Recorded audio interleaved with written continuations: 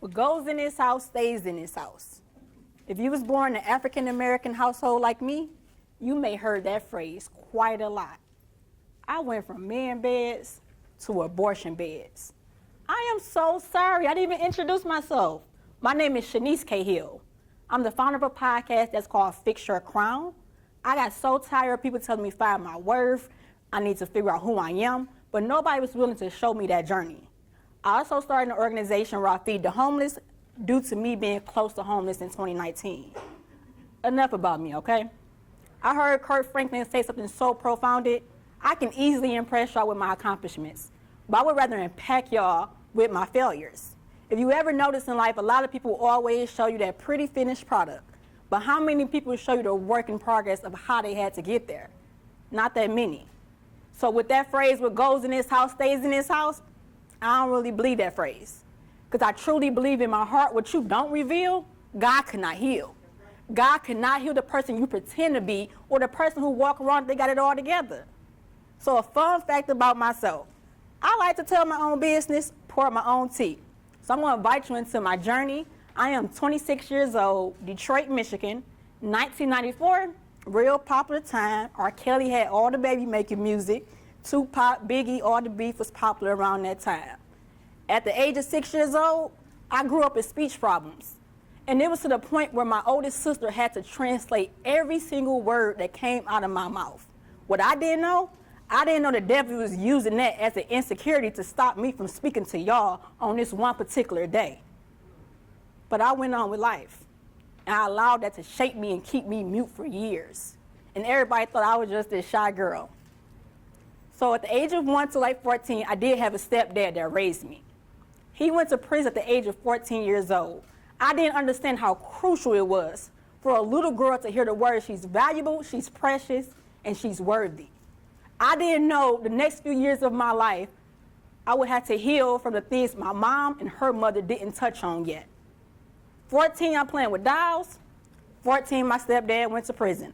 15 years old, I'm climbing out of a window, getting chased by the police in the teen clubs, watching somebody die right next to me. And next thing you know, I was 15 years old in an abortion clinic. I wish I could tell y'all what I wore that day, how the weather was, but truthfully, I lied to myself so much on that day, I began to erase the memory out of my head. 15 years old in an abortion clinic. How did I end up there? But I went on with life. And I remember I began to discover these things called voids. Voids is that vacant place in your heart that you place with something instead of handing that pain over to God. My voids, I was dressing up my brokenness. I was fly on the outside, but I was screaming for help on the inside. I'll post a picture on social media, get 500 likes. When I put that phone down, I was debating back and forth if I wanted to give up on life. But I began to journal my thoughts. That was free therapy. Because once you're broken, you begin to attract broken friendships. And they can stagnate your growth, and they can pacify your poor decisions.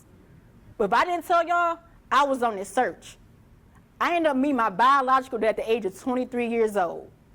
But how can I open up to this man when I feel like the man who raised me abandoned me and I got my heart broken so many times? How can I open up to a man like him and he wanted to love me? How can I? I'm back at the abortion clinic in 2018. By this time, y'all, I know the procedure by heart. Put the gown on, put the socks on, and you be patient and wait for the doctors to come in and start the procedure. So I remember got the suction machine in the corner. I didn't want to look at it. So I laid back. And as I laid back, I remember this cold breeze just coming down. And God hit me. God said, this may can cost you your life, Shanice. And I remember being in that room, I felt so hopeless, so dirty. I feel like my past determined my future. But like I said, I was on this search to find this daddy feeling. And I was about to do whatever it takes, how many heartbreaks it took. And as I went on with life, even though I had that dad figure right there, God gave it to me. But I was so traumatized and just going through what, not knowing my worth, not knowing who I was, had low self-esteem, asking God every day, what is my purpose? Why am I here? June 2018, wasn't feeling well, go to the hospital. Before she opened her mouth, the doctor, I called my mom. Even though I was 24 years old, I was a 14-year-old girl calling my mom. Most of us think we're grown once we hit the age 21 or 18. You're not grown until you heal those problems from your childhood. That's what makes you grown. I called my mom. She said, Miss Hill. The doctor said, Miss Hill, you have a dead fetus inside of you. And if we don't remove this fetus out of you today, you could have cost, this can cost you your life.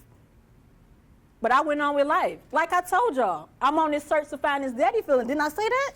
So I was doing whatever it takes. December, at home, chilling, eating my favorite food, pizza, and I'm scrolling on Facebook, and this guy, he posts a post. And I remember I sat there, face full of tears.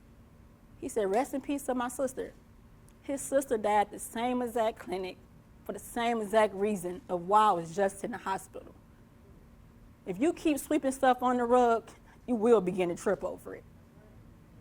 And I remember just being there. And I'm like, okay, Shanice, let's get it together. Let's do better. Let's like desire to heal. Let's just do better. Well, remember I told you I was on this search to find that one. Oh, the moment I decided to do better, I ended up finding that one. Okay. Well, wait, not the one you thinking, but I found the one. He had mama issues. I had daddy issues. I told everybody we had chemistry. He was fine. But what I didn't know, that was a trauma bond. I remember laying next to this man every night. After sex, I would pray to God. Commercial break. Yes, I was praying to God after sex. And God hit me one night. God said, Shanice, the moment you put me second, they put you second. And you forgot that you was number one all along in my eyes. Growing up, they always talked about don't get pregnant, don't catch an STD. Nobody didn't tell me about spiritual STDs. What I mean by spiritual STDs, when I laid down with that man, I laid down with everybody he ever laid down with. Nobody didn't tell me when I wanted to detach myself from this man, I couldn't because I was addicted to the pain at that moment. They didn't tell me that. But I did begin to desire, Shanice, you can heal, you can do it. I went on with life, but I kept dancing with my past. If you keep flirting with your past, oh, God not going to take it away. If you keep dancing with the thing you're flirting with that he's trying to remove, he's not going to take it away at all. So an incident occurred. 4 police cars was called on me. Oh, that sweet shy 6-year-old Shanice, I don't know where she went. All that pain from 14 years old, oh, remember that rug? I finally began to trip over that one rug. 4 police cars. As them officers was walking up towards me, I had a face full of tears. And I just remembered making a vow to myself in front. It wasn't inside of a church building. I love church. It wasn't a sunny day. It was 4 police cars. That monster, he turned me to a monster. Not him, because I take accountability for that. But all that pain changed who I was. And in that moment, I made a vow to myself. I would never give my body to another man who was not my husband, and I've been celibate. Number 2, there's absolutely no way my 4-year-old daughter was going to have to go through any of that. There's no way she's going to repeat these cycles. It stopped with me, and it stopped now. And I made sure I changed. I began to analyze who's in my circle, who's pushing me towards God, and who's pulling me away. I began to wake up and be so intentional. I don't feed my mind with too much social media, all that trash on there, comparing your life to other people.